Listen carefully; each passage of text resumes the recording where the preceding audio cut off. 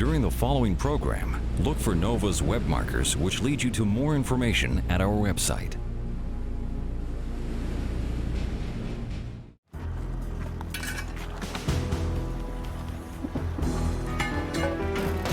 In the dark of night, a team of divers prepares for a dangerous expedition.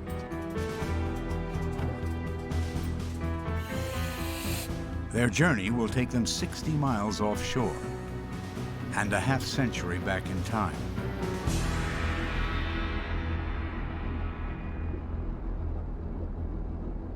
During World War II, a German U-boat is stalking the coastline of New Jersey, hunting for American ships. Suddenly, an explosion rocks the boat. In an instant, thousands of gallons of freezing water flood in.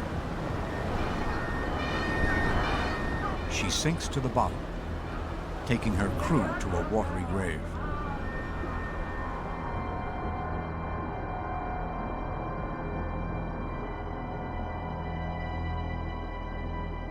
For decades, salt water eats away at the submarine until it is barely recognizable. So close to our shores, no one has any idea that this U-boat was ever here. But one day in 1991, a fisherman loses his net, snagged by something on the bottom. A group of divers goes down to see what's there.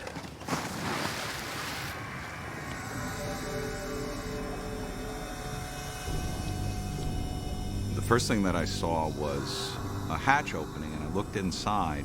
I saw what was obviously a torpedo.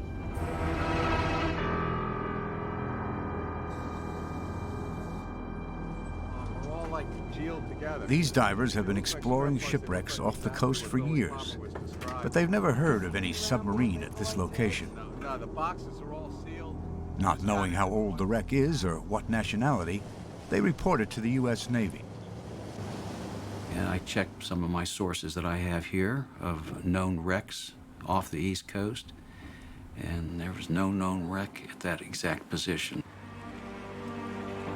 What began with a fisherman's accident now starts these divers on a journey through the dark history of World War II.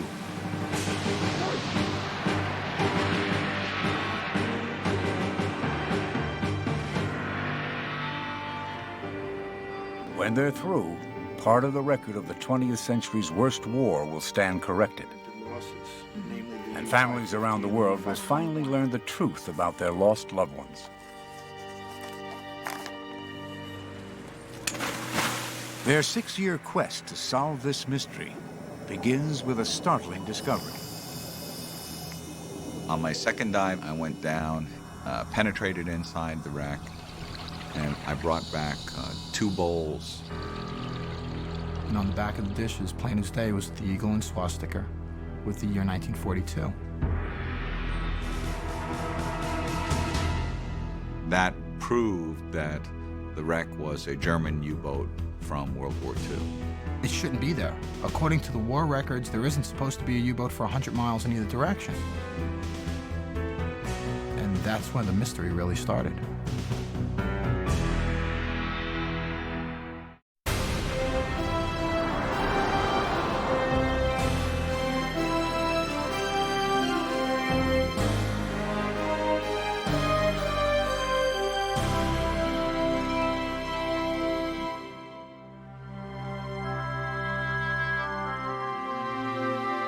Major funding for NOVA is provided by the Park Foundation, dedicated to education and quality television. This program is funded in part by the Northwestern Mutual Foundation.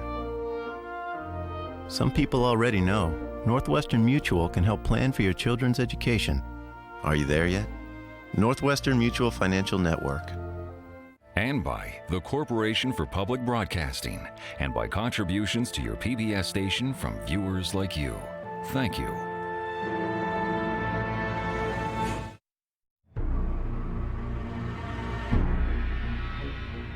In December 1941, German submarines, U-boats, depart on a secret mission. They cross the Atlantic undetected and take up positions a few miles off the east coast. Their target is the United States.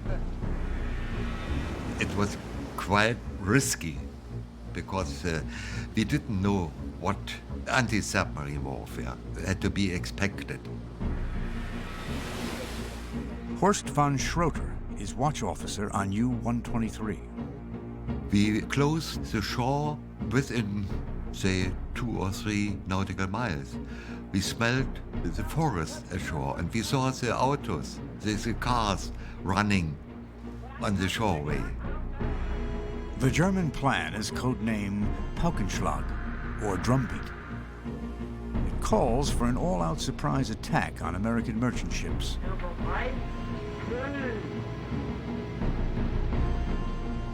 At war for barely a month, few suspect German U-boats are lurking within sight of shore.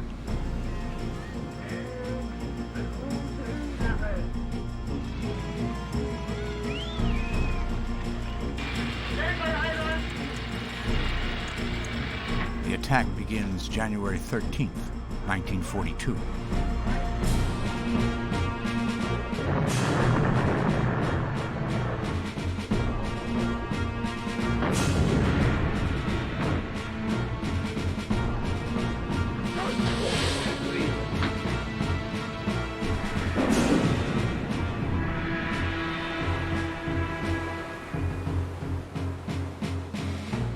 After fighting the British for 2 years in the Atlantic, the Germans find America easy.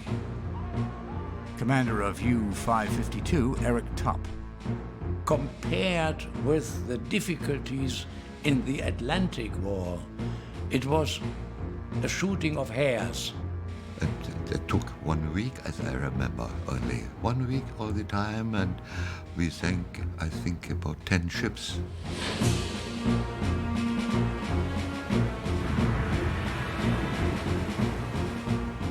America is completely unprepared. And so we had a very easy game there.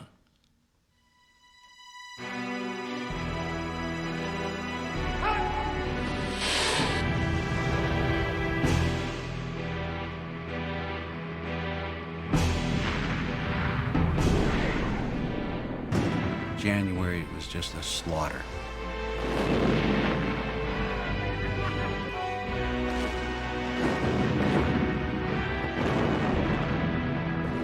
January is just the beginning. And this went on all the time. Bodies and wreckage and oil was constantly coming ashore down the coast as far as Florida.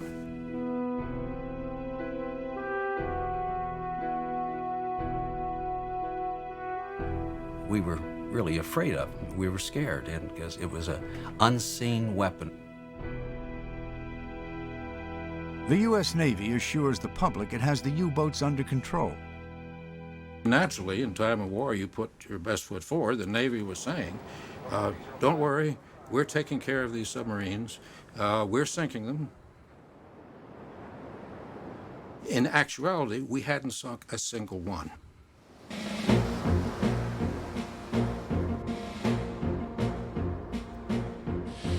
In 1942, at the height of Operation Drumbeat, the German U-boat seems almost unstoppable. But was this machine as effective as it seemed?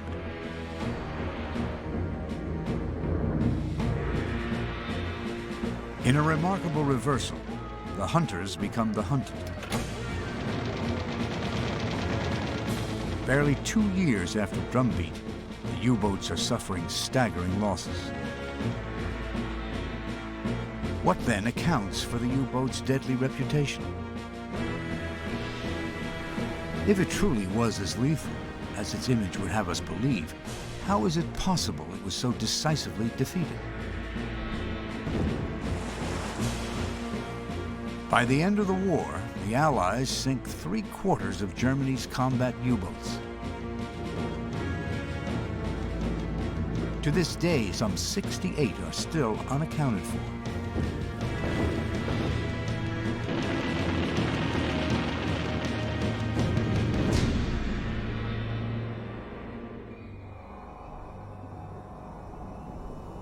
A mere 60 miles from New Jersey, this is one of the lost U-boats. But no one knows which one. First we went down, dropped our stage bottles. At that point, he went forward. I recovered some optics, but it's all fused together. Yeah. Looks like they're spirit gauge faces. They might have something written on them, so... For 6 years, the group of divers that discovered the wreck has been trying to learn which U-boat it is. The team leader is professional diver John Chatterton. John's partners are Richie Kohler, a businessman, and John Yerga, also a professional diver. There you go. Oh boy, that didn't sound good. So I'm gonna see if we can find something here that's got an identifying mark on it. Even conglomerated. A U-boat number, a hull number, something like that? Yeah. Well, it's just You know what this is? Just like these. Yes, it's got commands. From the commander to the engineer, or from the engineer to the commander. After an attack where they've been heavily depth charged, this would be replacement parts for that. There you go, Patrick. Every summer, these divers come here and search for artifacts, hoping one will identify the wreck. Trying to base this on the U-8. During the winters, they read and study blueprints, learning details about U-boats that will guide their diving. That is going to be the determining factor. They do this work not for money, but out of stubborn curiosity. After 6 years, they still have no answer. We're not archaeologists, but you don't see archaeologists out here trying to do this work. What we're trying to do is identify the wreck. There's no treasure, there's no loot. The payment for us is solving the mystery. We just want to positively identify this wreck. And then basically our search will be over. Do you agree? The first day I dove on this wreck, I said, what is this thing doing here? How did it get here? What is it? And we're 6 years later, we're still trying to answer those questions. The questions are simple, but finding answers means overcoming enormous obstacles.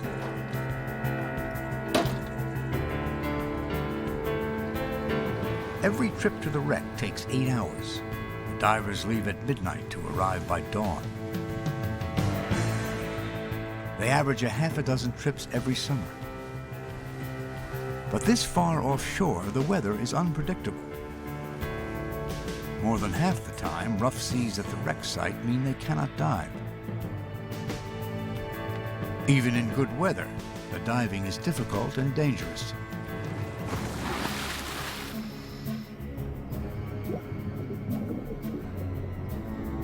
The wreck is 230 feet down in cold, murky water. The national safe diving maximum limit is supposed to be 130 feet. This is another 100 feet deeper. If anything goes wrong, you've got to fix it right then and there. Their bodies can only tolerate 2 dives a day and no more than 30 minutes on the bottom. At this depth, any mistake can be fatal.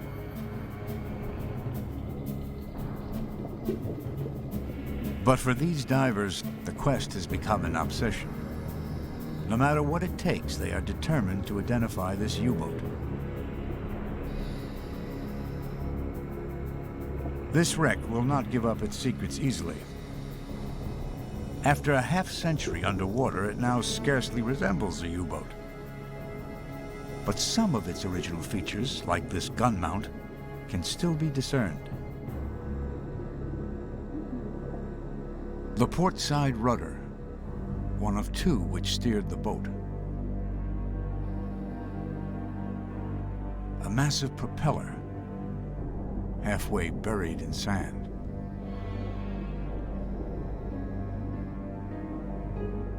The stove, where the lone cook prepared meals for 57 men. The officers' quarters.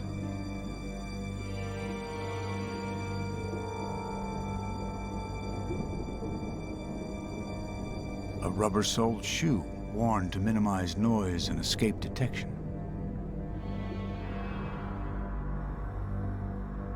Valves for the diesel air intakes. gauges for the diesel engines.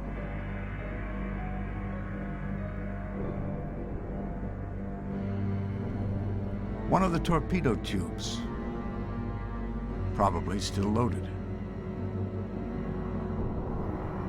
A torpedo.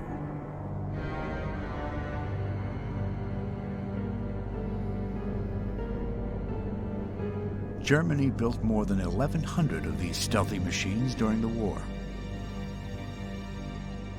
Today, only a handful remain.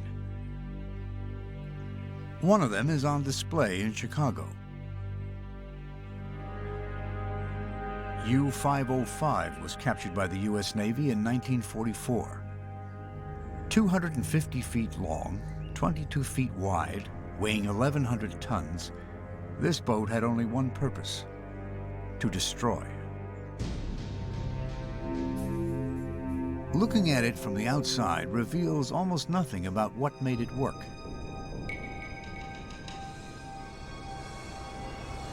Inside, it is a claustrophobic tube crammed with weapons and machinery. Torpedoes. These half-ton underwater guided missiles were the U-boat's primary weapon. They were stored and launched from 2 torpedo rooms, one at each end of the boat.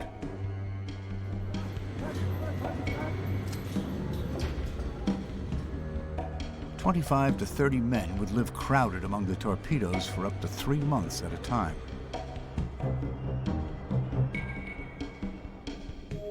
On the surface, 2 9-cylinder diesel engines drove the boat up to 18 knots, with a range of 11,000 miles. Underwater, electric motors took over, running off batteries located under the floor. But they had less than a quarter the power of the diesels. Submerged, the boat rarely went faster than 2 or 3 knots, with a range of barely 70 miles. Nor could it stay down long. 20 hours was about the limit before the batteries ran out and the crew starved for oxygen.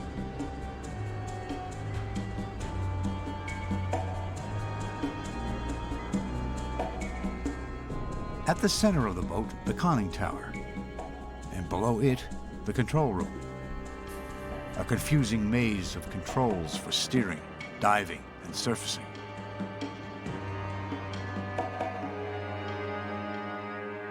It took about 9 months to build a boat like U-505, and it cost roughly $500,000.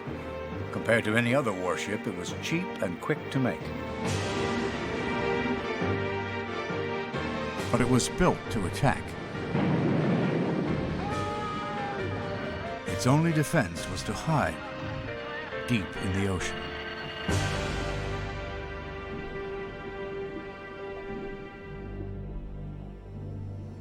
There, its survival depended on its pressure hull. Not visible from the outside, the pressure hull is the submarine's only protection against the ocean. A long tube of circular ribs covered with steel plate. It's all that stands between the crew and thousands of tons of seawater.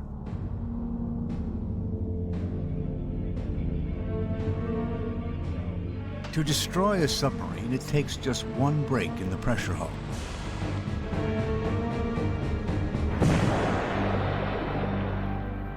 The ocean does the rest.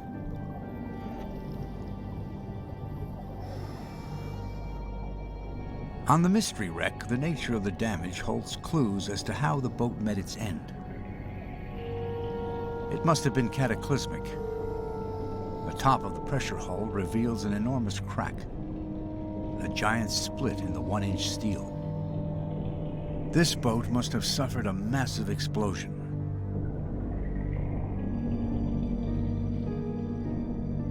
The damage is centered in the control room.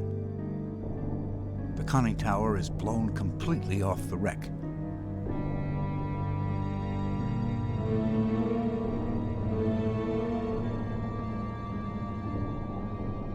Whatever caused the explosion, with its pressure hull split wide open, the boat sinks like a stone, taking its crew to a death that cannot come fast enough.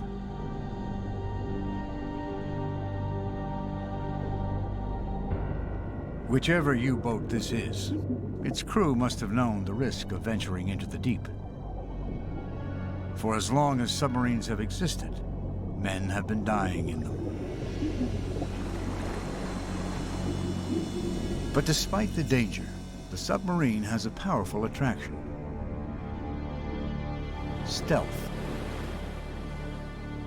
A goal as ancient as war itself.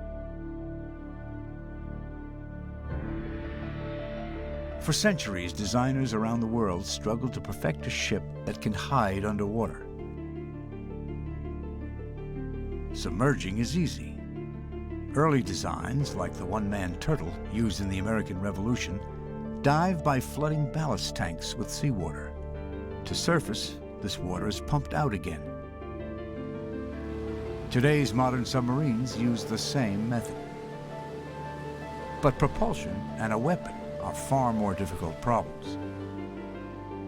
Early submarines rely on inefficient hand-cranked propellers. To attack, they must attach a bomb to the bottom of an enemy ship and try to get away, hopefully before it goes off. These limitations make early submarines far more dangerous to their operators than to their enemies. But the submarine is rescued from obscurity in 1866. An English engineer, Robert Whitehead, invents a bomb that can drive itself to the target from a safe distance: the torpedo.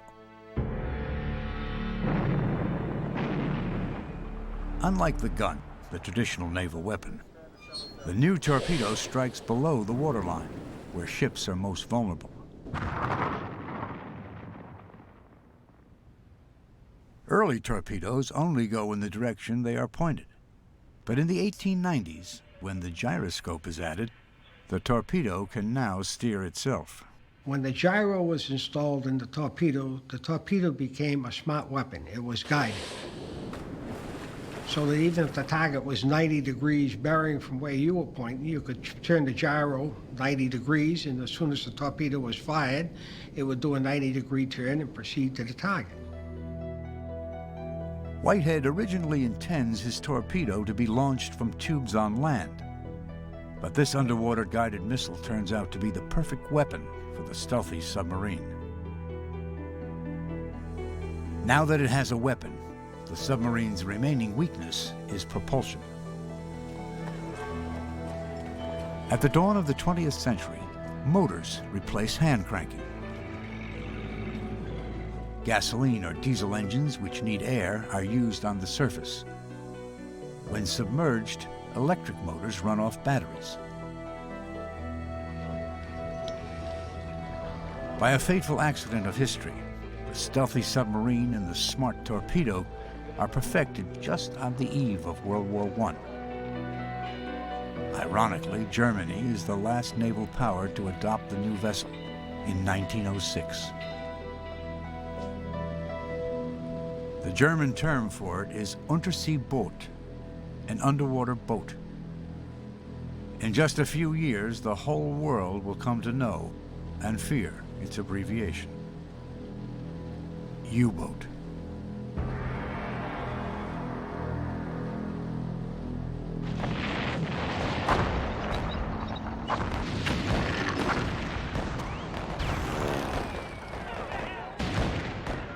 As World War I begins, the submarine is not expected to play a pivotal role. But only 6 weeks into the war, a single German U-boat, U-9, sinks 3 British cruisers in less than an hour. The world is astounded. The loss of all these cruisers and 3,000 men was a shock. It was like a Pearl Harbor for the British. This is the first time the submarine ever showed its sort of raised its ugly head, you know, in a warfare situation, and nobody was prepared for it. In Germany, the commander of U-9, Otto Weddigen, becomes a new kind of hero, the daring submariner, who can bring down the mighty British with this marvelous new machine. For the German public, the image of the German submariner became very similar to what the American astronaut became for the United States public in the 1950s and 60s. That these men were warriors, but they were explorers, they were technicians, they were scientists, they were men who were able to do anything.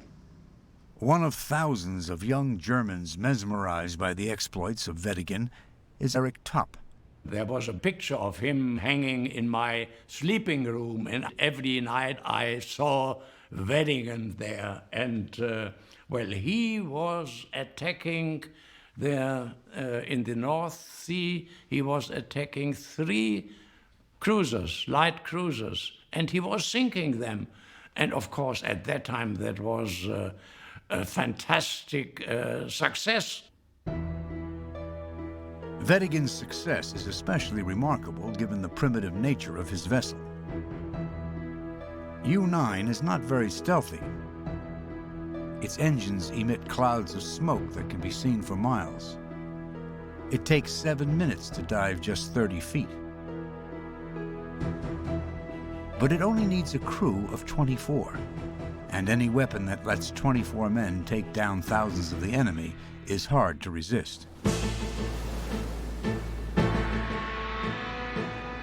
Germany quickly capitalizes on this unexpected success. Shocking the world, U-boats start attacking the cargo ships that keep England alive.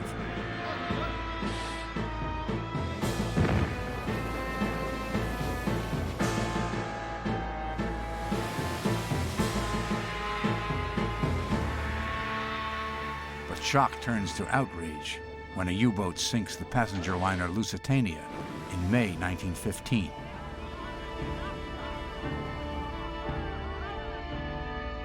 "1,200 people are killed. Now, a different image of German submariners is born. U-boat men are bloodthirsty monsters, preying on innocent women and children. But despite the world's condemnation, the stealthy submarine is too effective not to use. There is nothing to stop it. In Britain and America, scientists rush to develop weapons for anti-submarine warfare, or ASW. The first new device that results is the depth charge, a bomb set off by water pressure. It explodes once it reaches a certain depth.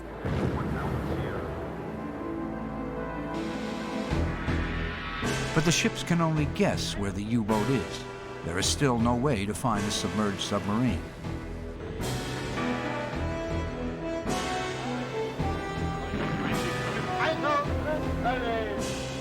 In April 1917, U-boats sink 1 out of every 4 ships that sails for England.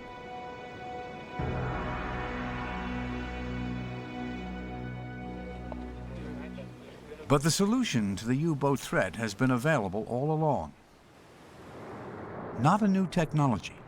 It is a centuries-old naval tactic. Convoying, putting ships in groups, protected by escorts. That's the bait. That's what the submarines are looking for, so they're forced to go to the convoy if they're going to sink any ships. By concentrating ships into a few large groups, convoys empty the oceans. Most U-boats now go days without spotting a target. If a U-boat does find a convoy, when it attacks, it reveals its position to the escorts. The escorts are all armed, so it's shifted the balance. A well-protected convoy would lose ships, but at the same time, the escorts would get submarines, and it shifted the whole calculus of the equation.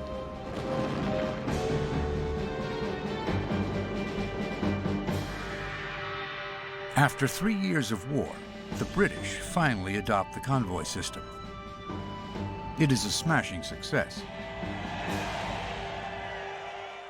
In 1917, U-boats sink 3,000 ships. In 1918, only 134 ships are lost in convoys. In November 1918, Germany surrenders. The first submarine war in history is over. In only 4 years, this new weapon has sent over 5,000 ships to the bottom of the sea. And that was 1/4 of all of the ships that existed at that time. So this unproven experimental submarine of the turn of the century turned into a major maritime threat. When Germany surrenders, the Allies confiscate all her U-boats. But as the world celebrates peace, one U-boat captain is sitting in a British prison camp planning a response to the convoy. His name is Karl Dönitz, and he is already preparing for another submarine war.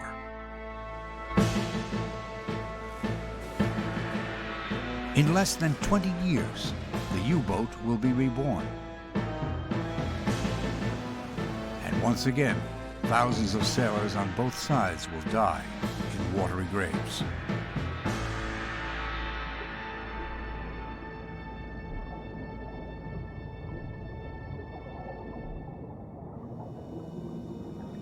There are hundreds of U-boat wrecks lying on the ocean floor.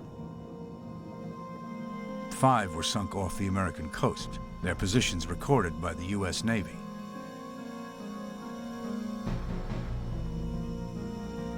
The Navy's World War II records, still on file in Washington, list some 10,000 attacks on U-boats, but none at the location of the New Jersey wreck.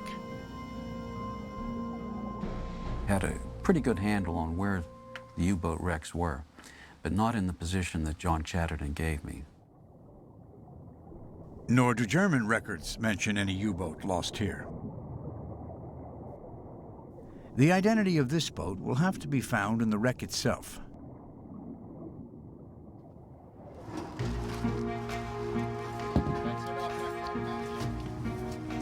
The divers begin making regular trips to the U-boat.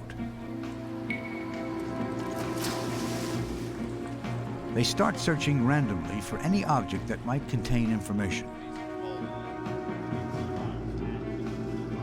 At first, they are confident, even overconfident. We'll come out here and we'll identify the wreck. How hard could it be? I think I might have even been the guy to say it is, how hard could this be? Like another day or two out here and we'll have this thing positively identified. John handed me this underwater. I think he recovered it. It was like a flurry of activity. We figured we'd have this thing identified in no time. But events 6 years hence have proved us wrong. By the end of their first season, the divers have learned little. Take up bowling. Yeah, bowling. Bowling would be good. Golf. That doesn't exclude the 857 or the 879. Over the winter, they gather information to better focus their search. We pored over historic photographs of U-boats, propaganda films. The other thing we did was we spoke to veterans and people who were knowledgeable in U-boat life. And we said, well, what could we bring up from the wreck site that would give us positive identification on this wreck?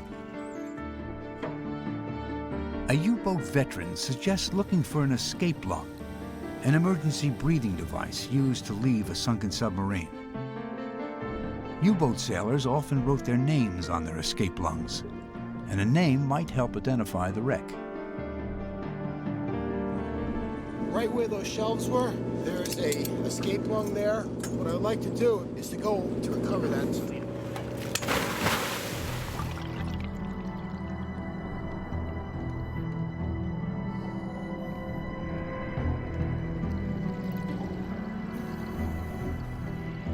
In dive after dive, they sift through the debris and locate several escape lungs.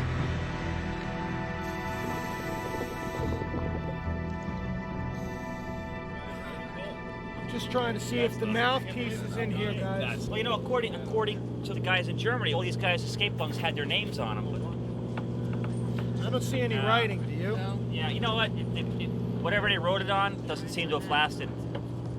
We recovered several of them, none of which had any identifying marks on them. I don't know. Keep that plate, keep that plate. The escape lungs proved disappointing. By now, the divers have been through most of the wreck without result.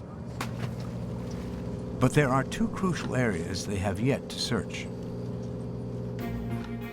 We've been everywhere inside the wreck with the exception of the diesel motor room and the e-motor room.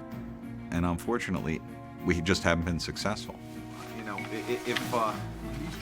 The electric motor room may hold the key. The divers have learned that boxes of spare parts stored here were often marked with tags bearing the U-boat's number. But reaching the electric motor room means passing through the diesel room. And the divers learned early on that the diesel motor room is perhaps the most dangerous place in the wreck. I got my body halfway in the opening. I saw the cables hanging and all the debris just jutting out at angles. Kind of lost my nerve. It spooked me. You've got exhaust manifolds, pipes, plumbing, flanges, cables galore. All these objects just trying to grab you, it seems at times. And not only that, because the diesel motor room has all this huge equipment, you could bump into it, and that's when it chooses to break free on top of you. One over ground that we've already looked at. Right. We're rehashing it. You didn't come out with anything, did you? No. Everywhere else we've been to at least once. Having exhausted all other possibilities, the divers feel they have no choice. They will attempt the dangerous passage into the e-motor room. So we got to go where we haven't been.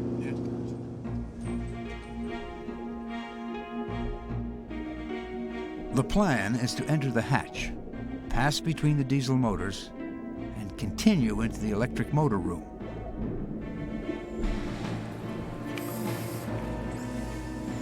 The attempt begins.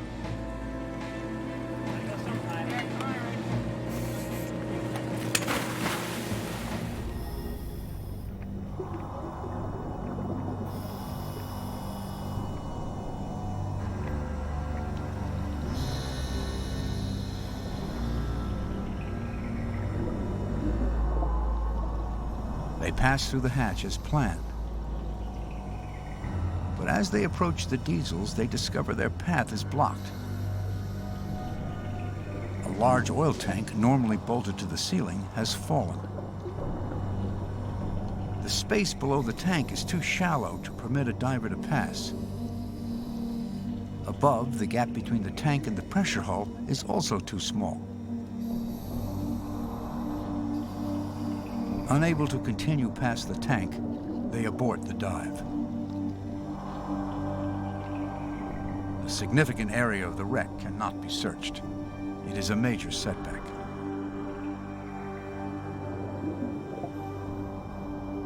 But the dive is not a total loss.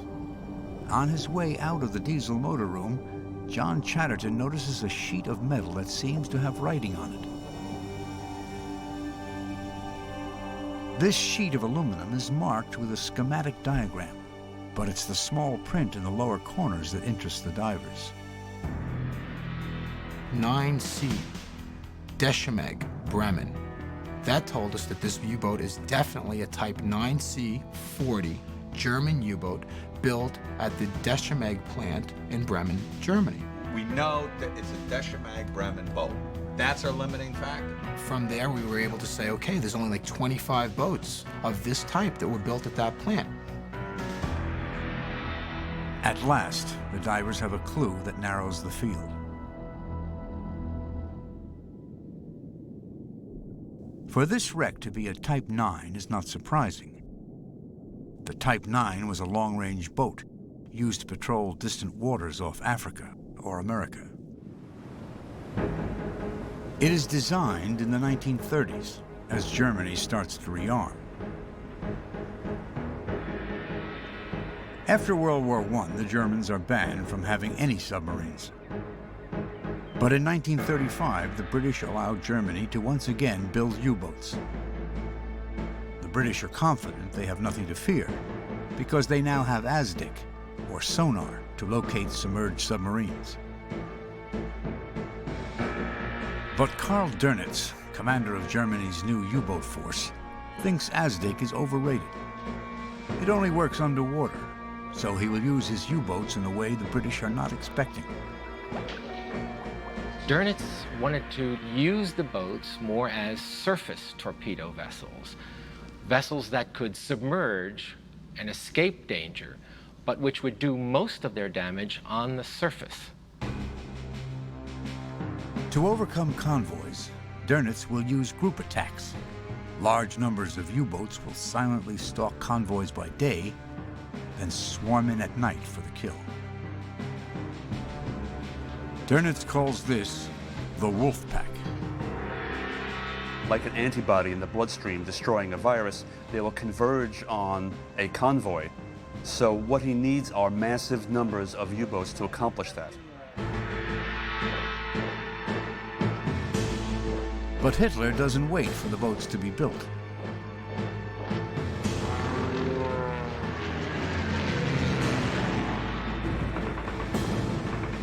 On September 1st, 1939, Hitler invades Poland.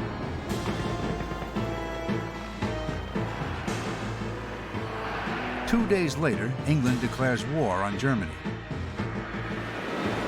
The German Navy has only 57 U-boats, a fraction of what Dönitz needs.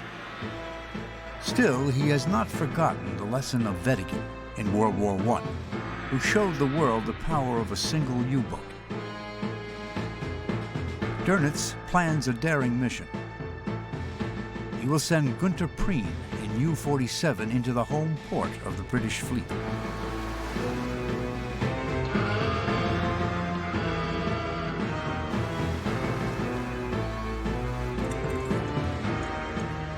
Six weeks into the war, Prien sinks the British battleship Royal Oak in its own harbor.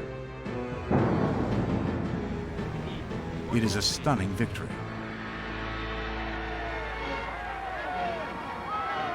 In Germany, Prien becomes a legend.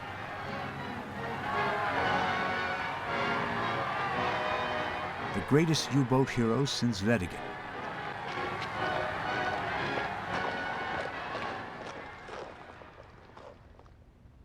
Just as Dönitz predicted, ASDIC has made the British overconfident. The British Admiralty, I think, overestimated her anti-submarine warfare capabilities, especially the ASDIC. And the first tactical approach of German U-boats was attacking not in a submerged stage, but on surface. It takes a lot of nerve to attack on the surface, but Dönitz hammers home his message. The way to win is to be daring.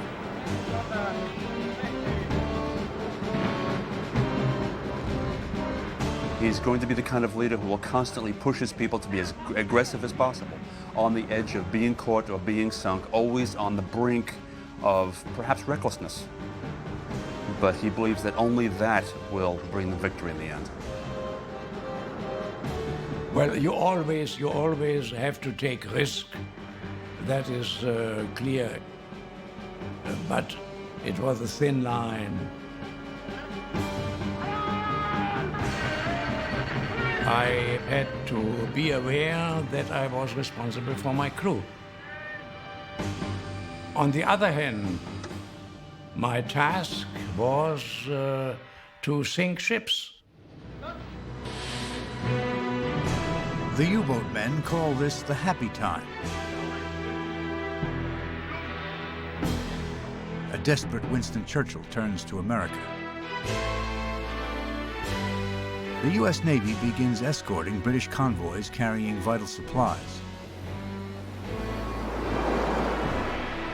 6 months before Pearl Harbor, America is fighting an undeclared war against the U-boats. One of those U-boats is commanded by Eric Topp. In the early morning of October 31st, 1941, he spots a target. A convoy. In my eyes, of course, a British convoy. He fires a torpedo at what he assumes to be a British destroyer. Then, after a certain time, I saw a big explosion like a volcano.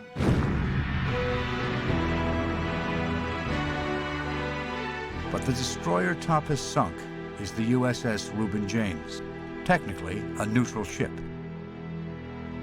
It is a mistake Top will never forget.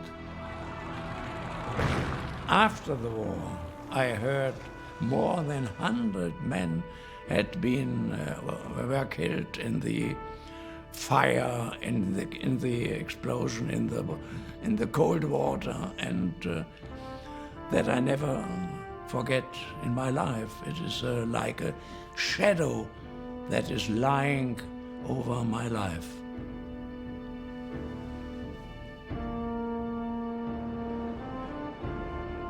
Top's tragic error might have had grave political repercussions. But 5 weeks later, it doesn't matter. America enters the war anyway. Since Sunday, a state of war has existed between the United States and the Japanese Empire. 2 days after the Japanese attack Pearl Harbor, Hitler declares war on the U.S. without consulting his Navy. When Germany declared war on the United States, it was at this exact time a surprise for the naval staff. And the Navy was unprepared to send a U-boat force to the American East Coast.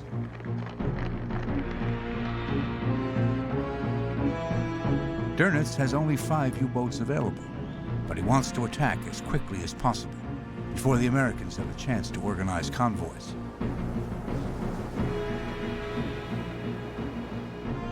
The German naval staff was from the beginning on the opinion, well, the Americans will introduce the convoy system in a couple of weeks, and then there will be no chance for our submarines against the traffic there. But weeks become months, and still there are no convoys. The United States Navy and the United States generally was unprepared for their onslaught. The ships, the merchant ships that operated along the coastline, used their radios openly, plain language. They sailed with their navigation lights on. They made it easy. A small number of German U-boats came to the east coast of the United States and sunk almost 400 ships. And that was the most massive military defeat the U.S. Navy has ever suffered. As the sinkings mount, the British press the U.S. to protect its coastal shipping with convoys. But Navy Commander Admiral Ernest King refuses. He held to the view that a convoy that was not well defended, was not well equipped, was worse than no convoy at all. With a 2-ocean war to fight and much of his fleet sunk at Pearl Harbor, King simply doesn't have enough escort ships. Admiral King was not a friend of the British, but neither was he a fool. Defending cargo ships isn't King's only problem. He also has to worry about American troops sailing for England. We had to make a choice of whether we used our resources to protect troop ships or cargo ships. This is the key. And Admiral King said, we're going to protect the troop ships. We will not lose one troop ship. Even as U-boats are sinking hundreds of merchant ships, the Navy escorts over 150,000 American troops across the Atlantic. Not one is lost. By May, 5 months after Operation Drumbeat began, King finally has enough escort ships to begin coastal convoys. And when they did, the sinkings by U-boats practically dropped to nothing. The U-boats pull back into the Atlantic. Drumbeat is the U-boat's greatest victory of the entire war, but in the end, it accomplishes little. It did not knock us out of the war. Our oil was coming from Texas by pipelines, and the U-boats couldn't sink the pipelines. Drumbeat was not an Atlantic Pearl Harbor. That's not the case at all. Never again will large groups of U-boats attack the U.S. But until the last day of the war, single boats continue to come right up to our doorstep. Lone wolves on the prowl.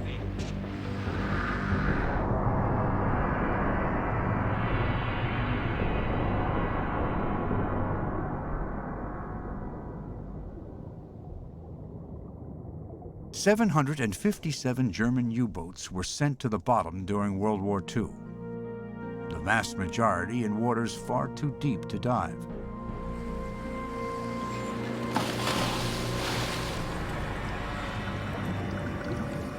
In theory, at 230 feet, this New Jersey wreck is also too deep. Going to this depth on scuba technology is an invitation to trouble. And early on, trouble strikes. We had a fatality.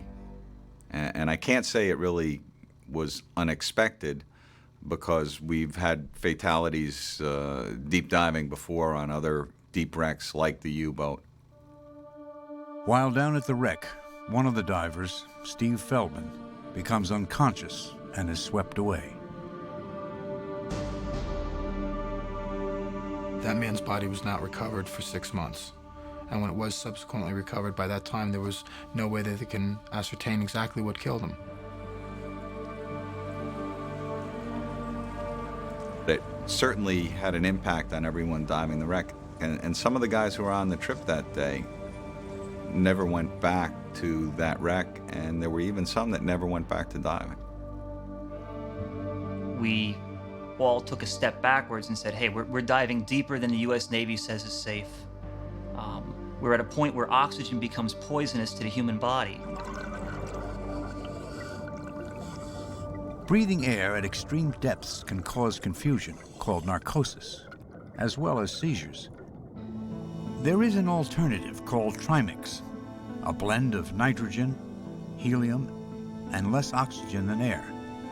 But trimix is untested in recreational diving. The way we had looked at it in the past was that all it did was give you a clearer head, in that it reduced the amount of nitrogen narcosis you'd suffer at depth. But another thing it did was it lowered the percentage of oxygen in the gas you were breathing. For safety reasons, the divers experiment with trimix. But they quickly discover safety is not its only benefit. On air, you've almost got a tunnel vision. Certainly your peripheral vision is not very good. When you go down on mix, the wreck is almost alive, and your peripheral vision is excellent. You could do repetitive dives. You could do 2 dives a day with trimix. And we were able to get a 30-minute time on the wreck, whereas 18 was my maximum time before that. Better vision and longer dives make a difference. Searching the crew's quarters, John Chatterton discovers what appears to be an ordinary table knife. But on closer look, it seems he may have found exactly what they have been looking for. I was running my thumb over it, and I could feel some sort of writing on it. There was a name inscribed into the handle, and the name was Hornberg. At last, the divers have learned the identity of a crewman. Someone on the mystery U-boat was named Hornberg.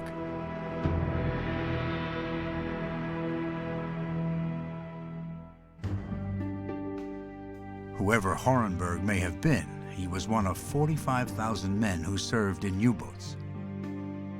Allied propaganda portrayed them as fanatical Nazis, but this was more myth than reality. Membership in the Nazi Party was prohibited if you were on active duty. You had to yield your membership in any political party. Most were in their teens or early 20s, and had started out full of romantic notions of adventure at sea. Not all were volunteers, but theirs was a service with a mystique.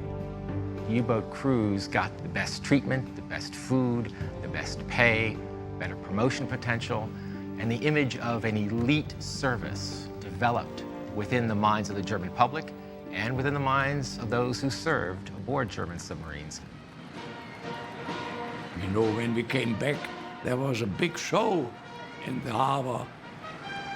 Flowers and ladies welcoming us. And what the submariners did on board became present to the whole population in Germany. Darunter befanden sich etwa 200 Tanker mit fast 1,5 Millionen Bruttoregistertonnen. Newsreels made with actual combat footage were used to glorify the U-boats. But the newsreels never told the terrible truth about the odds of survival. Nearly 70% of the men who went to sea in U-boats died in them. Some 28,000 men shared the same fate as Horenberg.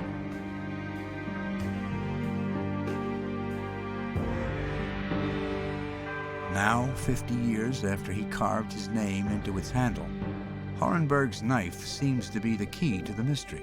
H-O-R-E. If the divers can learn who Horenberg was and which U-boat he was on, they may have identified the wreck. Brad Sheard was standing next to me and he slapped me on the back and he said, that's it. You've identified the wreck. All you have to do is find Horenberg.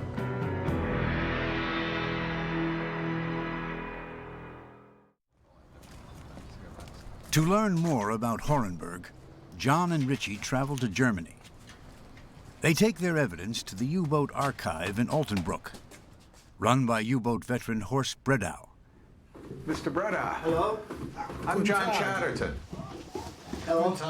Yeah. We're the divers who... we already had contact? No, I don't believe so. No. We found a U-boat off the coast of New Jersey. We must look for it. We must have a look for it. We go first upstairs to look for the boats, yeah?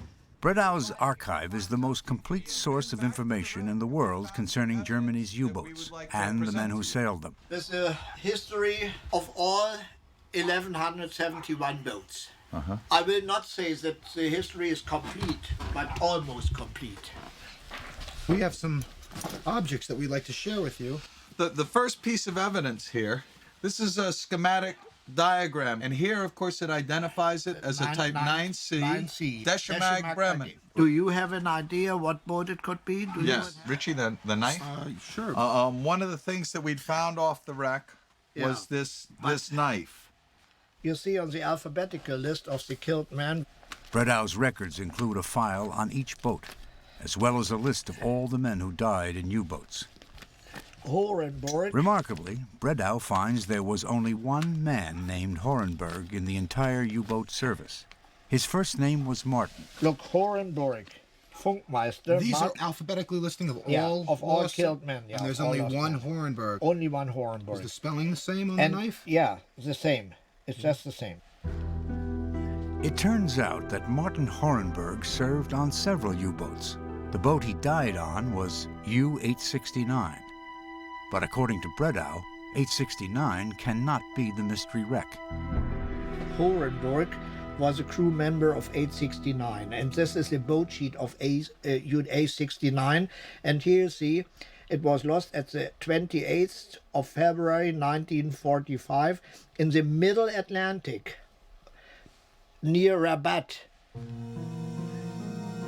The record shows that U-869 was sunk off North Africa, near the entrance to the Mediterranean Sea. The records record that as off of Gibraltar, right? Yeah, or it North Africa. Cannot be at the shore or at the coast of New Jersey. It seemed pretty conclusive that this submarine with the U-869 is sunk off Gibraltar. So how did Horenberg's knife get on this submarine? We thought that maybe someone stole Horenberg's knife, maybe he gave it to a friend, maybe Horenberg was transferred. All we know is that we have a German U-boat with a knife with the name Horenberg on it, And there was only one guy named Hornberg in the whole German Navy. What seemed to be the most promising of leads has been no help at all. Forget the Hornberg knife. It's a dead end.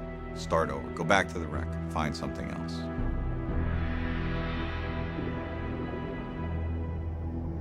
The more the divers learn about this wreck, the more enigmatic it becomes. Aside from its identity, one of the most puzzling questions is how it met its end. To find out more about what might have sunk the U-boat, John Chatterton shows a videotape of the damage to U.S. Navy underwater demolition experts. And they looked at the damage to the wreck and they concluded that it didn't appear to them as though the damage was from depth charges. According to the Navy, depth charges would not cause damage this severe. They suggest the boat was sunk by something more powerful than a depth charge, perhaps a torpedo. But whose torpedo? The records show the Allies never attacked a U-boat at this location. The divers are left to wonder if this boat was sunk by its own torpedo.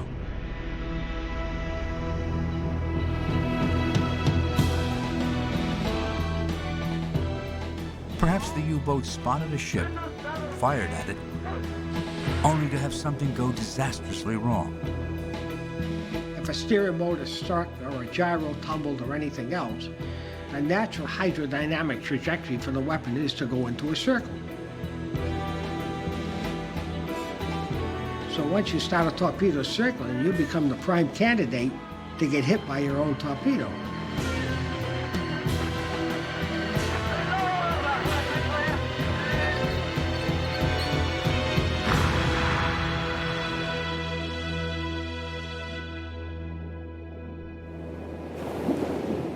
If a U-boat crew suspected their own torpedo was circling back, their only hope for escape would be an emergency dive.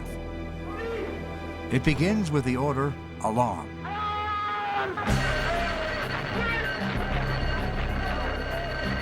To make an 1,100-ton boat vanish, a complex series of events must unfold with precise timing. In the diesel motor room, the crew shuts off the diesels and closes the air intakes. Now the electric motors take over.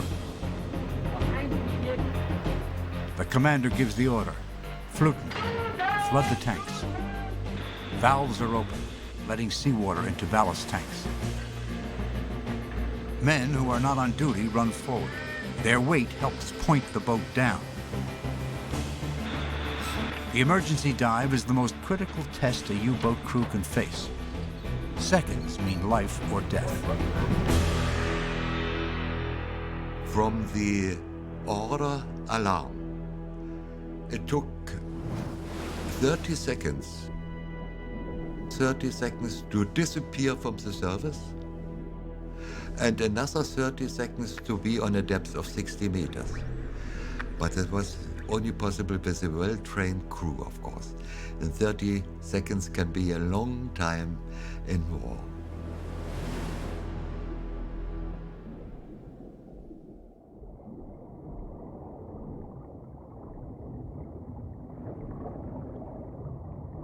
For the scuba diver, submerging is also complex. As with a U-boat, diving and surfacing require careful, precise timing. On Columbus Day weekend, 1992, the divers get a grim reminder of how unforgiving the process can be. A pair of experienced divers, Chris Rouse and his son, Chris Jr., are about to search the galley. The plan was that the father would stay outside and Chrissy Jr. would swim in to the wreck. Inside the wreck, something goes terribly wrong. The son had gotten past the galley, struck something, and it fell on him. And he was in a cloud of silt he couldn't see and he couldn't move. He remains trapped for nearly 30 minutes. Then his father goes in looking for him. He managed to find the boy, extricated the kid, and they both exited the submarine. But by now they are running out of air, and they cannot locate their spare tanks. I think at this point they were both panicking, they were both extremely low on air, and they made a decision. They just surfaced from 230 feet. But a diver at 230 feet cannot just surface. Under pressure, his breathing forces more gas into his body than it can hold on the surface. At depth, his blood is now like the soda in an unopened bottle. If the pressure is suddenly lowered, gas that was dissolved now forces its way out of the liquid in the form of bubbles. To avoid bubbles forming in his blood, the diver must decompress, come up in stages, letting his body reduce the gas gradually. The longer you stay down, the longer those stages are going to be. You come up to 110 feet, you have to wait for a minute, and so on and so forth, until you finally surface. In their panic, the father and son come up without decompressing.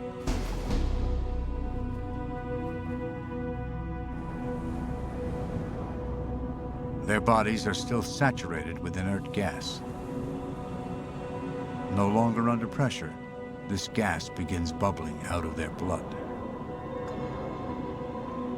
The son could not use his legs, and we literally had to drag him up the ladder. The father died at the back of the boat, but the last thing he did was tell us to take his son on board first. Called the Coast Guard. They flew a helicopter out. We cut our anchor lines and started heading back in towards shore to meet the helicopter. The son lived on the boat. He lived for a couple of hours in the helicopter, and he died in the recompression chamber in the hospital.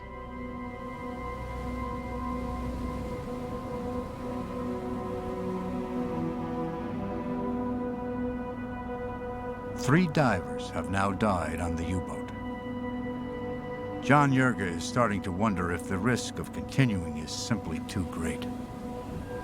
When the father and son team died, I looked at those two guys and said, I don't know that I belong here. If these guys, knowing as much as they did, died diving this wreck, what am I doing going to these depths and making these kind of dives? The following week, John and Richie go back to the wreck to shoot video and analyze what went wrong. It was a very somber dive. To see their equipment strewn about the wreck with their name on it. They were good divers. And every dive I've made ever since then, that's in the back of my mind.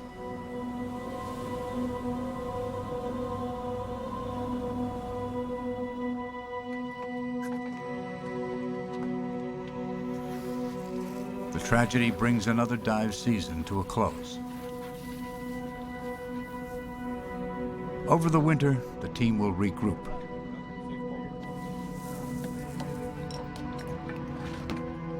It's not that we didn't think about that incident very seriously, but I don't think there was ever any consideration that maybe we should stop.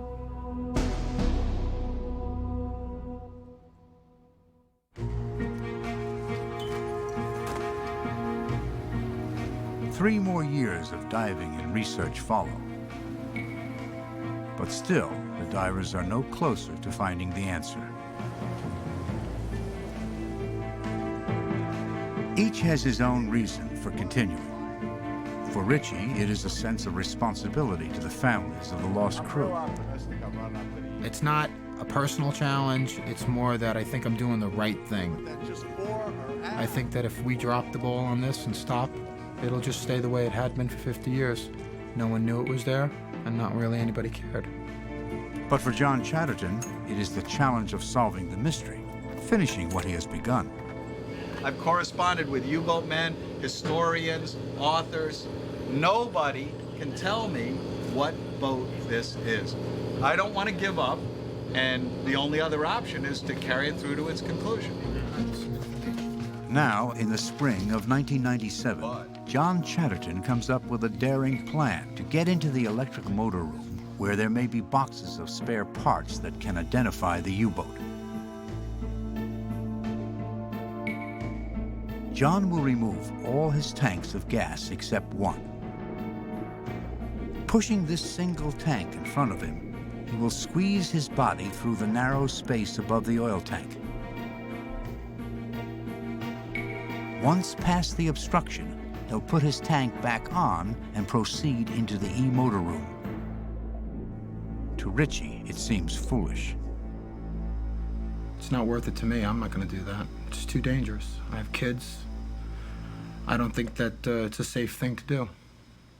We have to figure out a way to get in there. Yeah, there's the potential for somebody getting hurt for pushing a little too hard. I'm not 100% sure I can make it, but there's also experience and skill and ability, and I rely on that. And then up and over the top of that.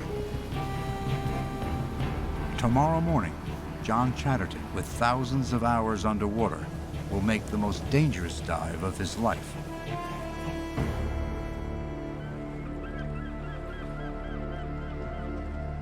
Morning arrives. The tension is palpable. This is a very dangerous wreck. So far, 3 men have lost their lives. It's one thing if you're just going on a sightseeing dive. It's another thing if you're going to dive down to 230 feet and penetrate into this broken ship. It takes a lot. It really takes a lot. It takes a lot of nerve, and it also takes a lot of experience. Richie, if it looks like I'm having trouble, you give me as much time as you think you can safely give me to let me work it out myself. Anything that's 3 taps, 3 tugs, or 3 punches means trouble. And we're out of there. Got it. Cool? Yep. Let's do it. Hang on.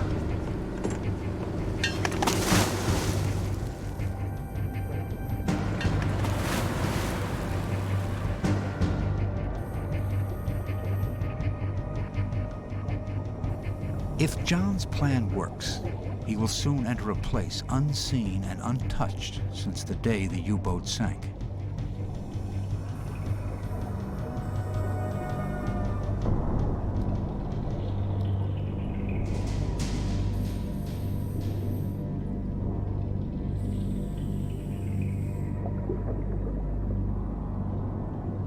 With Richie's help, John secures his decompression gases and removes his single tank.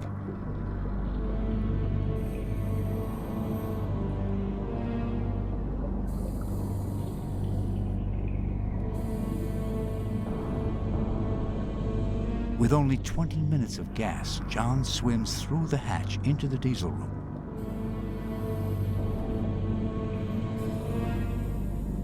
Richie follows.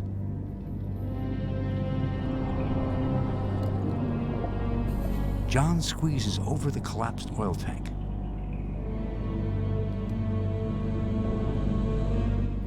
Once past the oil tank, he's on his own.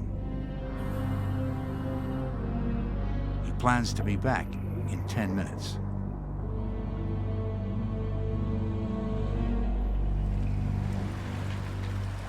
John and Richie won't reappear on the surface for over an hour. As the minutes pass, the team can only wonder what's happening below.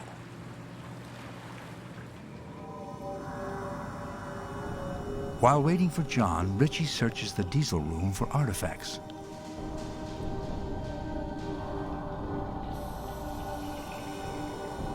It's been 10 minutes. Richie can see John's light faintly in the distance. He squeezes in for a closer look.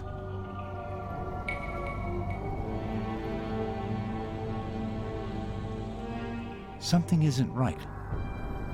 John's blue tank is visible, but he's not moving closer. Richie isn't sure what's happening, but there's nothing he can do to help. He has to start back.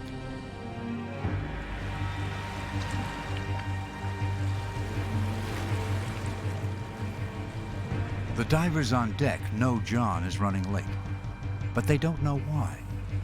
there was a problem with communications, and then he didn't come out, which to say made me a little apprehensive. Finally, John appears.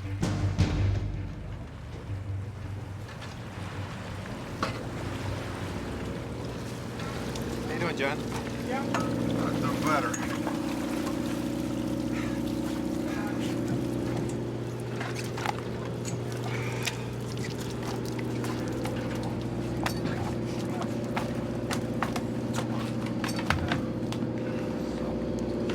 Tried to pass you the camera back. Right. Which I figured you were done filming at that point. I got in there, I got my tank back on, I pulled a big piece of wreckage from the starboard diesel motor.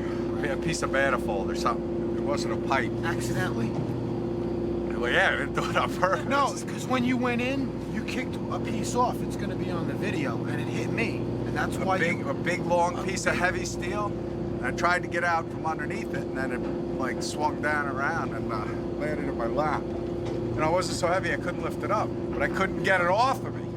So what did you do for 20 minutes on the other side of the engine? I'm not being wise. I spent the whole dive trying to get the steel off of me. Did you see my light every so many minutes come by and swing the light? Yeah, somehow that didn't warm my heart any. It was like... Pinned down by a piece of wreckage, John is lucky to escape with his life. Something wasn't going right, but I didn't know. The next morning, he'll try again.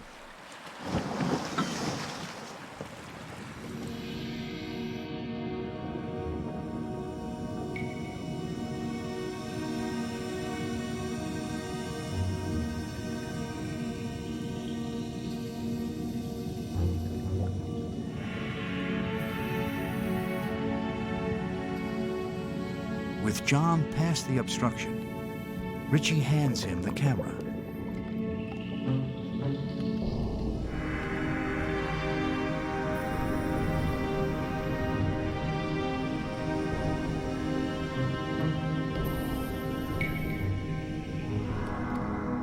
Now holding the camera, John swims through the door to the rear of the diesels and, for the first time, enters the electric motor room.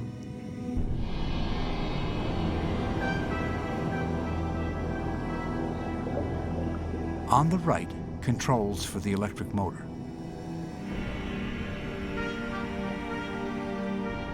A fuse panel.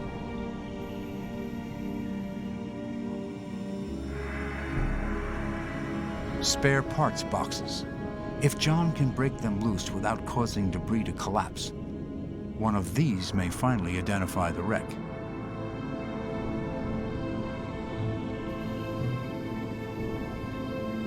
Back at the obstruction, Richie has been waiting nearly 20 minutes. The memory of yesterday's near disaster fresh in his mind.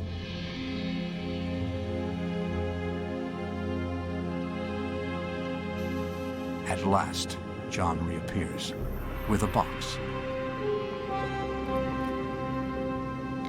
He hands it to Richie.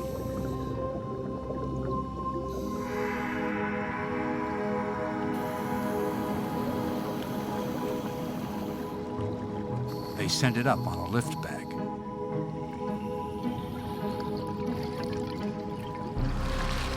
The bag make it up, Jack? It's up. All right. It went right according to plan. John went in. I stayed on top of the obstruction. It seemed like forever. And all of a sudden, he came back. I see his light flickering in the distance. He just hands me this big green bag. And it's so heavy that I had to kind of like lump myself out of the wreck. I got the one box out, handed it to Richie. Yeah. I went in for the second box. I couldn't break it free. Then I went to go out. Did the bag come up? Yeah. Well, we got one box out. There's a bunch more down there. I wanted to get as many shots at this as I can, but we'll take a look and see what we got. Tag 117. 117. That's not a U-boat number, though. No. Got a handle on the here. bottom corner. Oh, well, wait a minute, right here. What does it say? U869. All right. That's it. All right. Interestingly enough, I think it took us longer to identify this wreck than it did to actually fight the war. So, absolutely, positively, this is the U869. We've got The schematic diagram showing that it's a Type 9C 40. Knife. We've got the Horenberg knife, which places Martin Horenberg on this ship. We've got the tag here that says U-869, which was, historically speaking, the ship that Horenberg was on, but the U-869 is listed as being sunk off Africa. This rules it out. It's definitely, beyond any shadow of a doubt, the 869.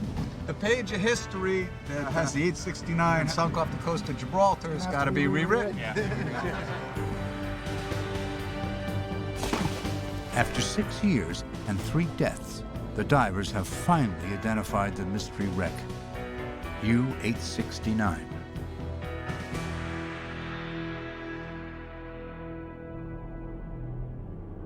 But now, a new mystery emerges. Why was U-869, Martin Horenberg's boat, here instead of Africa? The final entry in U-869's war diary has the boat leaving for her first patrol on the 23rd of November, 1944. Just 2.5 years since the U-boat's triumph in Operation Drumbeat. Now, Drumbeat and the happy times were little more than distant memories from a far different war.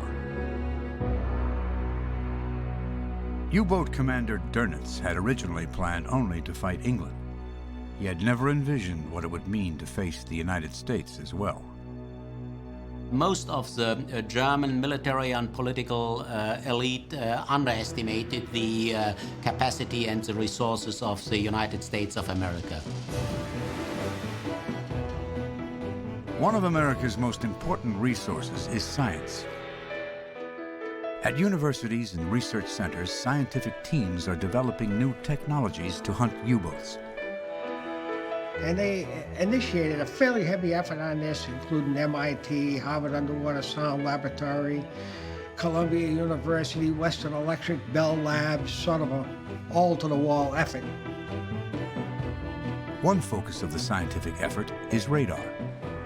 Since the 1930s, German scientists have also been working on radar. Though aware of this work, Dönitz fails to appreciate the magnitude of the threat. He rather ignored the comments of an observer who pointed out that much of his surface operations would be detected by radar, which was then being developed by all the navies. And Dönitz sloughed that off, saying, well, we're not going to worry about that. All of a sudden during the war, there was a tendency that we were surprised by aircraft without knowing how they could find us. Slowly it developed that, yes, they must have radar. Beyond radar, Dönitz's greatest miscalculation is his obsessive use of radio. He sends some boats as many as 70 messages a day. Dönitz was rather nosy. He wanted to know from us quite often how we were doing, where we were, and all this sort of thing. The constant radio traffic exposes the U-boats to Allied high-frequency direction finding, or HFDUF. If a U-boat uses its radio, HFDUF can pinpoint its position using triangulation. If we sent any signals whatsoever from our submarine, we practically were giving away our location at that time. Together, radar and HFDUF forced the U-boats to submerge. And a submerged U-boat is too slow to catch a target. It is also too slow to escape. The ships above are hunting it with sound. All the men can do is remain silent. We tried to be as quiet as possible inside the boat. We took our shoes off. We were only walking around in socks, and anybody who dared to cough or drop a spoon was immediately ostracized and considered to be an absolute enemy of the boat. When an escort locates a U-boat, the depth charging begins. It is a scary experience to hear a depth charge dropping into the water and then expect in about 5 or 10 seconds an explosion to go off, which one does not know at this particular time one will survive. After the explosion goes off, then of course the next one is already coming. This can go on for 10 hours at a time with hundreds of depth charges, and each one of those is really quite a strain on your nerves, because all you're doing is sitting and waiting for something to happen. There's nothing you can do. You can just sit there and wait.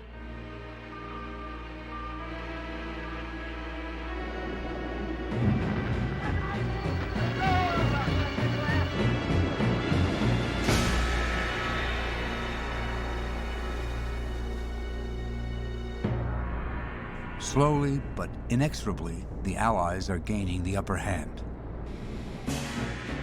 The turning point comes in a single month the U-boat men will forever remember as Black May. May 43, when in 1 month 41 submarines were destroyed. The hunters of the early years had become the hunted of the latter years. The happy times had changed to what we called die saure Gurkenzeit, or sour pickle time. We didn't have any fun out there anymore. In the autumn of 1943, a crisis in morale began to develop within the U-boat service, simply because there was the obvious recognition that they were outmatched by the Allies. It became very questionable. Why do we go out there? When our flotilla chief could say to us when we left, "Never mind sinking ships, just come back, please." Coming back is getting harder and harder to do. Aircraft now patrol the entire ocean. The only way to avoid them is to remain constantly submerged. But that is impossible. A U-boat of that period, as earlier in the war, had to spend at least 4 hours on the surface every 24 hours in order to recharge its battery.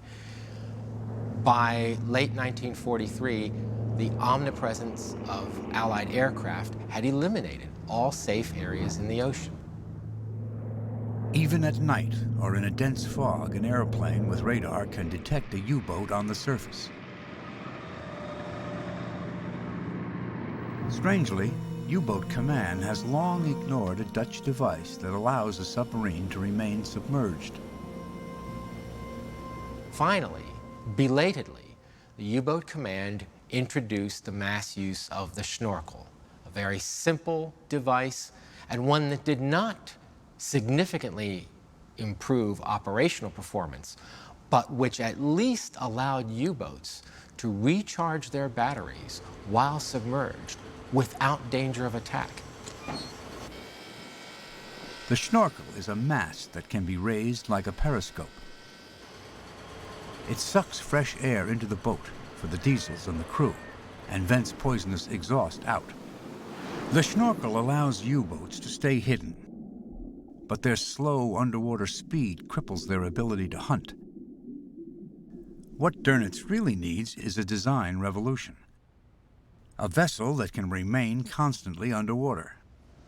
The concept argues that we have a submarine, a vessel, whose natural habitat is below the surface and not on the surface. It's a step out of necessity, because on the surface means death. A true submarine has long been the dream of Professor Helmuth Walter. Since the 1930s, he has been working on a turbine that runs off hydrogen peroxide, H2O2. Since this fuel contains its own oxygen, the engine needs no outside air. For underwater speed, he uses a highly streamlined hull. During 1940, in utmost secrecy, a Volter prototype is tested and reaches an astounding 30 knots underwater, 4 times faster than any submarine in the world. But hydrogen peroxide is desperately needed for Hitler's V-2 rockets. Work on the Volter turbine grinds to a halt.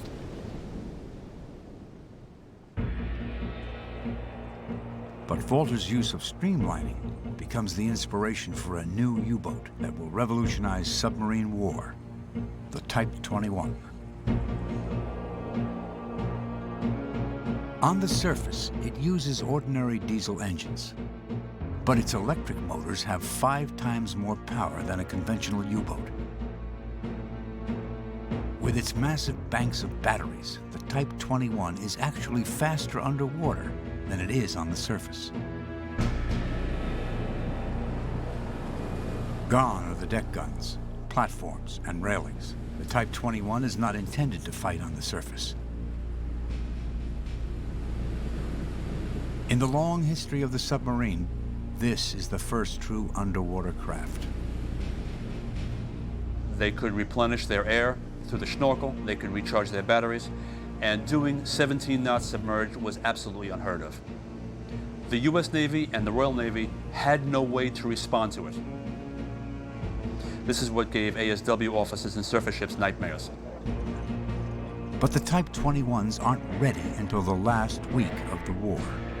I had one of these Type 21 submarines, and I was the second boat that went out 1st of May 1945. So it was too late. The Type 21 U-boat will redefine the future of the submarine. But it has no effect on the outcome of the war for which it was designed.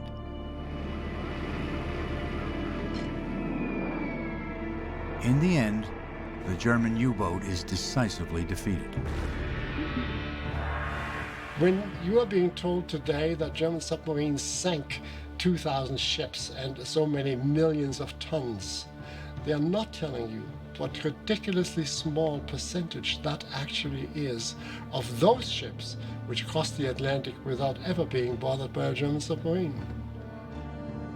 In reality, the German U-boat in World War II failed badly. They sank only about 1% of all shipping by the Allies anywhere. In other words, 99% of our ships, no matter where they were going, got through. Still, the U-boat threat has tied down Allied resources in the Atlantic that could otherwise bring the war to Germany.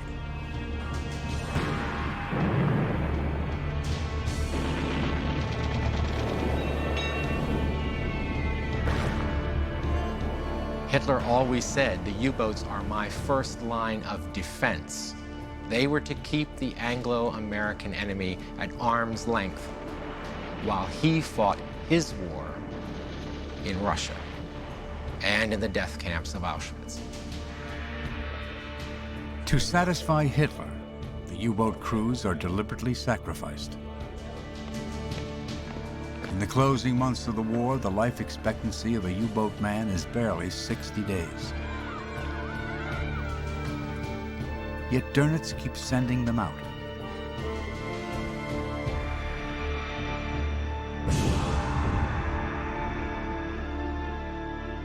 U-boat service lost 28,000 dead and 5,000 captured out of a total force of perhaps 45 to 48,000 men.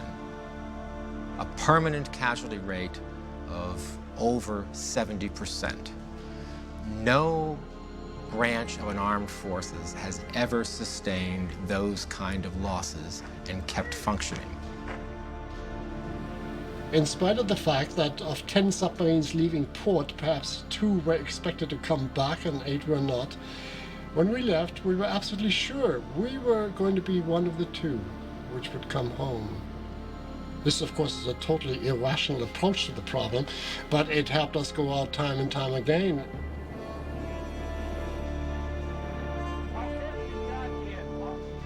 But even the most optimistic U-boat man might have hesitated to go out had he known the greatest secret of the U-boat war. The Allies have broken the German code. By decoding Dönitz's radio messages, they know where each U-boat is headed, even before it gets there. A machine called Enigma encodes all German messages. Because it uses millions of random letter combinations, German experts assume Enigma cannot be broken. But British intelligence cracks the code. They were able to decode within half a day, roundabout. They were decoding all the messages that were sent from the center to the boats. Some U-boat commanders suspect the Allies are reading their messages, but they cannot convince Dönitz. We had always the meaning that something must be happened in this field. But Dönitz and his experts said, impossible.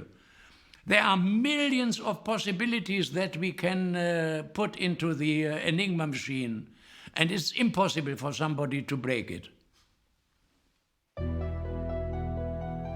The Allied code-breaking, called Ultra, is one of the greatest secrets of World War II. At the time, Ultra enabled ASW forces to track and hunt down individual U-boats. Today, Ultra can help Nova piece together the story of U-869's last patrol. Radio is central to the story, and so is Martin Horenberg. On U-869, he is the chief radio man. The story begins on the 23rd of November, 1944. After 11 months of training, U-869 is ready to go. Her captain is 26-year-old Helmut Neuerberg. This is his first command. December 8th, 1944. U-869 leaves Norway on her first patrol. She sails for the Atlantic. 3 weeks later, U-Boat Command sends 869 her assignment: patrol the approaches to New York Harbor. U-869 is required to signal back and acknowledge her orders. But after several days, U-Boat Command has heard nothing. In fact, U-869 has answered, but Command has not heard her. The problem may be weather, or perhaps trouble with 869's radio. Whatever the reason, both 869 and U-Boat Command are trying to communicate and not hearing each other. But Ultra codebreakers are hearing both of them. They now know U-869 is heading for New York. Meanwhile, U-Boat Command has grown concerned that U-869 may be low on fuel. They change her orders to someplace closer, Gibraltar. U-boat headquarters wrongly assumed that she had used up a great deal of fuel. So they said, okay, she'll never be able to get to America with the fuel she has and get back. U-Boat Command is now expecting 869 to arrive off Gibraltar by February 1st. But she never acknowledges her new orders.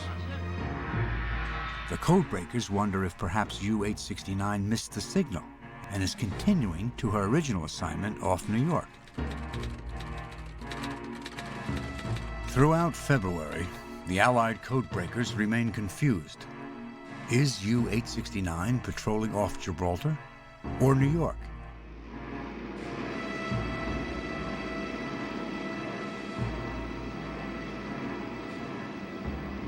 Wherever U-869 went, by March 5th, the codebreakers assume she is now probably homebound.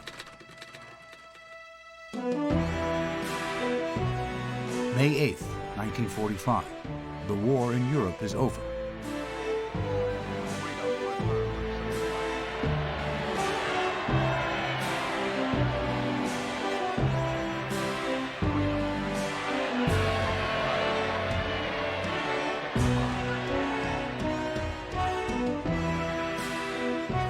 Germany signs the surrender.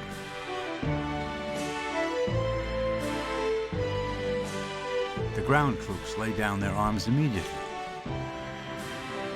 U-boats at sea are ordered to surface and surrender. But the Allies fear many may disobey. Hundreds of boats fail to return. To be sure none have escaped, the Allies review the German loss records. In the case of U-869, German records show she was ordered to Gibraltar and presumed lost there sometime around February 20th. The U.S. Navy looks at its records for the Gibraltar area. They find 3 attacks that might have sunk the U-869 and conclude she was probably sunk by the USS Fowler and the French ship L'Indiscret on the 28th of February. Their conclusion becomes the official record of U-869's fate. It is this story that is engraved on the wall of Germany's U-boat memorial and told to the families of her crew. But in all probability, U-869 never receives her new orders. She does not go to Gibraltar, but continues on to New York and disappears.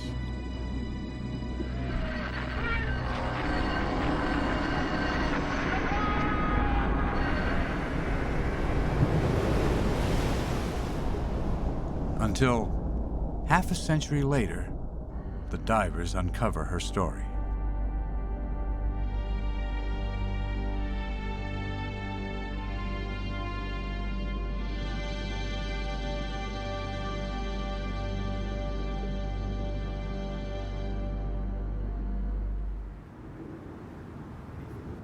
Three months after identifying the wreck, John and Richie return to Germany.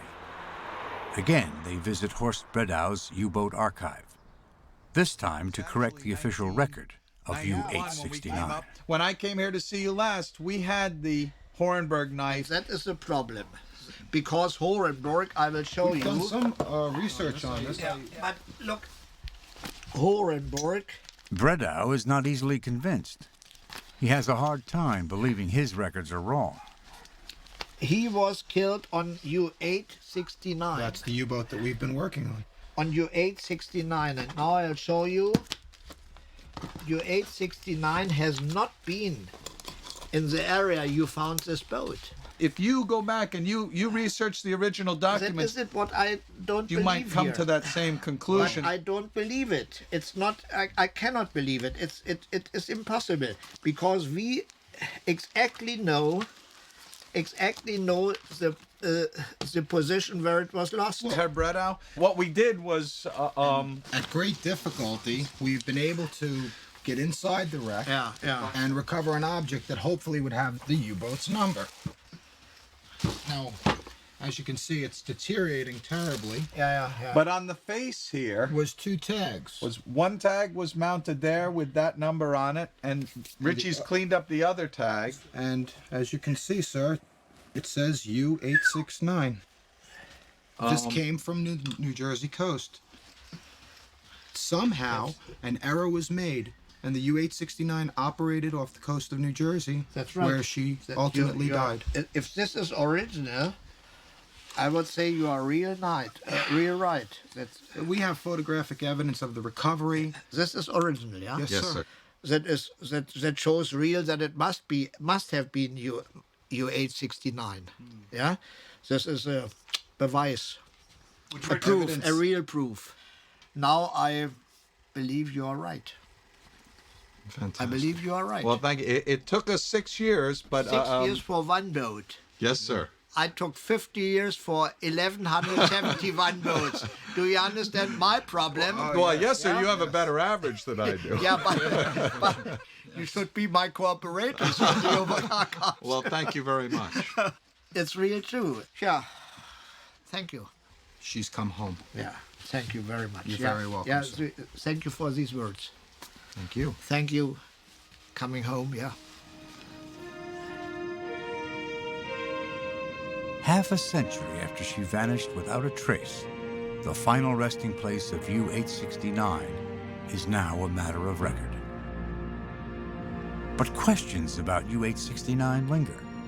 Why she missed the message redirecting her to Gibraltar, and what caused her to sink, will always remain mysteries.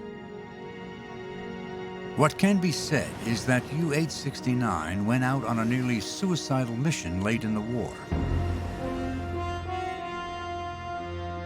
She survived barely 2 months, and like 1/3 of all U-boats sunk, was lost on her first patrol.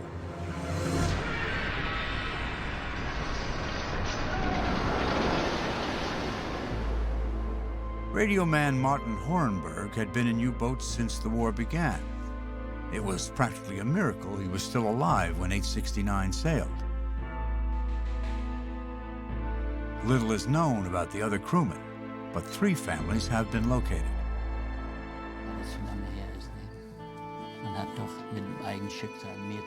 Willy Rochbrock was a machinist on U-869.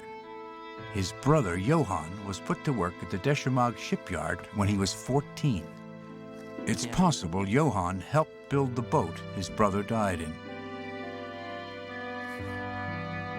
Helmut Neuerberg, captain of U-869, left behind a 3-year-old son, Jürgen. Today, Jürgen is a doctor in Hamburg. Before his father left, he wrote Jürgen a farewell letter. Soon, Papi must go with his U-boat in the sea, and we all hope that we will see us again in peaceful times. That's the last I see of my father. Seaman Otto Britius would have had his 20th birthday in February 1945, right around the time that 869 sank. Today, Otto's sister lives in Maryland, a few hours from the New Jersey coast. Her name is Barbara Bowling. All she's ever known about her brother's death is that he was lost in a U-boat off Gibraltar. Richie Kohler has gotten her address from sources in Germany. Now he's come to tell Barbara what the divers discovered about her brother's boat. Well, he was born in a little village in Germany. The name of the village is Dernbach, and his name was Otto Bretius. He was very skilled. He was very good with his hands. So I don't know whether they picked him because of his background, of his schooling he had. Otto was picked for the U-boats when he is barely 17. He never returns. The family is told only that Otto was lost off Gibraltar. That is what Barbara still believes. They were declared missing, but my dad needed to know more. So he wrote them, and this is basically the letter coming back saying that the U-boat U-869 was running low with fuel, and it was declared missing the 20th of February 45. And then it says, I had hoped that I would have had better, news for you about this. So I guess my dad always hoped, he wanted to know, I found an unknown German U-boat off the coast of New Jersey. And me and my partners were diving, and one day we went out and we accidentally stumbled on this U-boat. So we tried for the next few years to recover items from the wreck, and we found a knife, and on the knife's handle was a name, and the name was Horenberg. And I wrote to the VOST organization in Berlin, and I requested information about this. Well, they gave us a U number based upon that, but they said it can't possibly be that U-boat because that U-boat was not ordered to New Jersey. Don't tell me it's that one. Don't tell me that was Otto's U-boat. We positively identified the U-boat last year by bringing out tags out of the engine room that say U-869. And I came here because I wanted to tell you that I found your brother's boat. And I'm positively... I'm sorry. That's right. I mean, all these years we had thought, my father, he believed, he was there. And And now he made it to the coast of New Jersey. Yes. Unbelievable. 60 miles offshore. But basically nobody, I mean, they all perished. They all perished. It's my theory, and I have backing from many naval experts, that the explosion which sank this U-boat was most likely self-inflicted. The torpedo failed and came back in a circle, and they sank. I have brought for you my report on the U-869, which documents everything that we've done for the last 7 years. Okay. And on the cover is a drawing of Okay, what that's how it was. That's how you found it. That's exactly how we found it.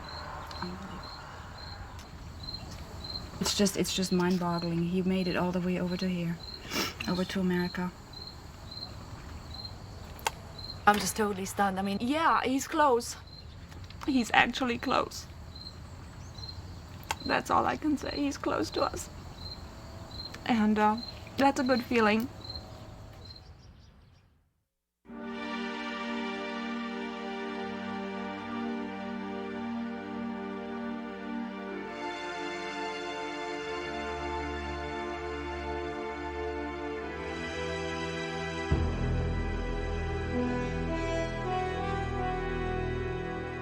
Out of the 57 men assigned to U-869, one was saved by a twist of fate.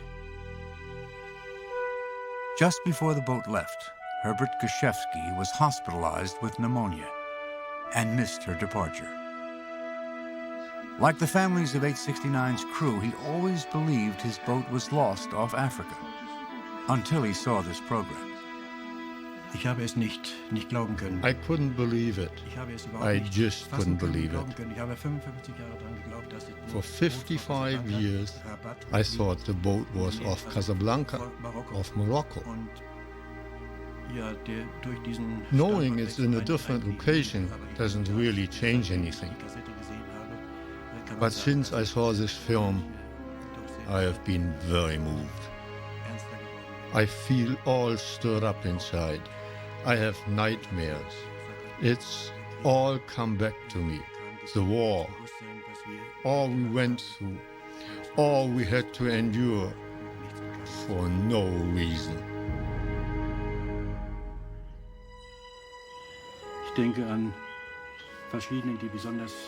I think of the ones I was close to. Radioman Hornburg, Leo Platt. They were all close to me. Somehow, I was saved. I don't know why. It was fate, destiny. I don't know.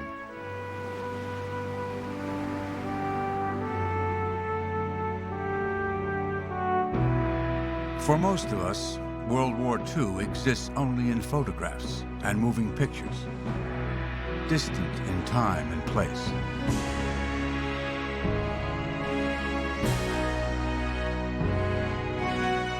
But the cost of the war is still being paid today by survivors, by relatives of those who lost their lives, by those who were only children at the time, and by some who were not even born when the storm was raging. Like U-869, the scars of the Second World War are still there, hidden beneath the surface, yet closer than we realize.